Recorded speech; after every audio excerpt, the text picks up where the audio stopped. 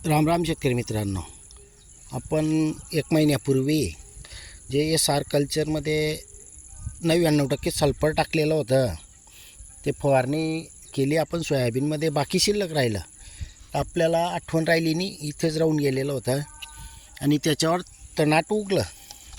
तर आजच्या कंडिशनमध्ये ही बाटली अशी करून टाकलेली आहे. आता बघा, एअर काढलेला आहे पूर्ण बघा, तर खालतून किती स्पीडमध्ये निघतं आहे. आता बुच्चन लावलेलं आहे बघा, किती नरम झालेलं आहे. पण नुसतं असं करून घ्या बघा, आणि किती टाईटपणा झालेला आहे. आणि त्याच्यानंतर खोला बघा, किती रिलेक्शन दाखवतं येते. शेतकरी मित्रांनो, विशेष म्हणजे बघा, पूर्ण जमीन ओढली आहे तरीसुद्धा गॅस म्हणजे पूर्ण हे खालतून वर प्रक्रिया करता येते. ॲसिडसारखं कोरड्यामध्ये जास्त होतं, पण इथेही जास्त प्रमाणात होतं आहे, बघू शकताय तुम्ही. फक्त एक झटका दिला की पूर्ण टाईट होते आहे.